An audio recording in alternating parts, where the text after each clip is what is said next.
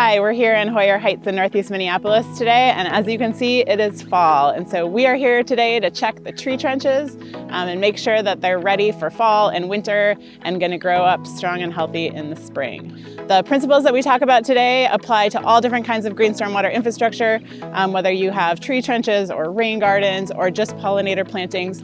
We want to help you make sure that you can prepare everything for fall. Before we start actually doing any maintenance on our tree trench, we want to think about how it's supposed to function. So just a reminder about how the tree trenches in this area work. These tree trenches are designed to take stormwater, which is rain or melting snow that flows down the street, and direct the water to flow into the tree trench, where the water then sinks down into the soil where it is slowly cleaned. And also it's made available for all these beautiful plants to take up the water to grow strong and healthy and provide pollinator habitat.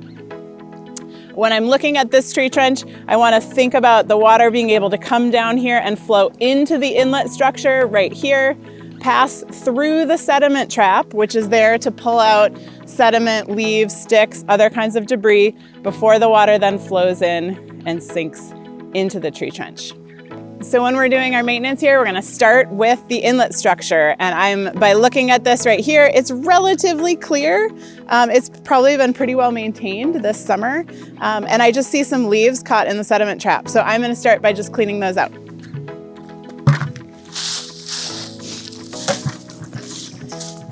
If there's a lot of dirt and sediment kind of packed in here, you're going to probably need a trowel or some sort of tool to help you dig it out.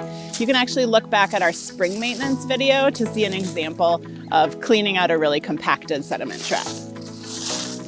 So I just stepped into my tree trench here, and one of the things that we are often thinking about dealing with in the fall is leaves. In the case of this tree trench, there are not a ton of trees that are dropping leaves in here, so that's not a big problem.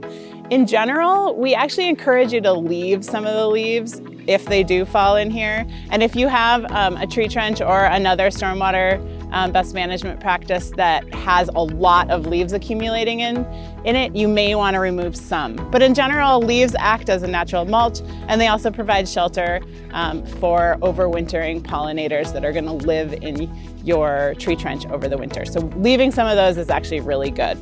Here we are in a tree trench that has a lot more big mature trees around and therefore collects a lot more leaves. The amount of leaves that are in here right now actually looks just fine, and I wouldn't recommend removing any of these. If the leaf litter in here gets to be very, very thick, you may want to remove some this fall. It's really not that important until spring when the plants are starting to come up again. You just don't want them to be suffocated by having a really thick layer of leaves.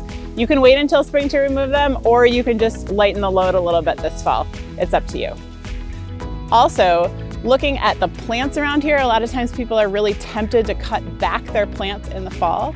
We encourage you to leave your plants standing as is through the winter. Pollinators will often live inside the stalks or under leaves or in the litter just underneath them. And so leaving them as is a great practice.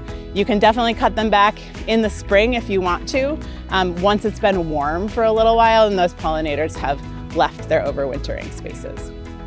And then finally, it is going to get colder and it is going to snow and get icy around here eventually. So start thinking now about how you can manage snow and ice on sidewalks and walkways around this tree trench.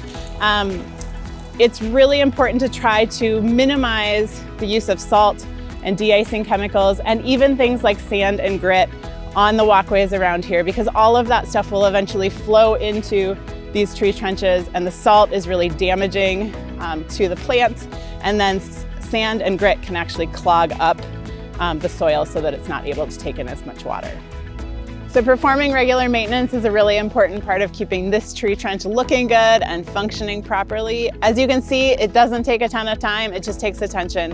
And we have lots of other resources on our website to help you make sure that you know how to do it and what you're doing. If you have other questions, please leave them in the comments below.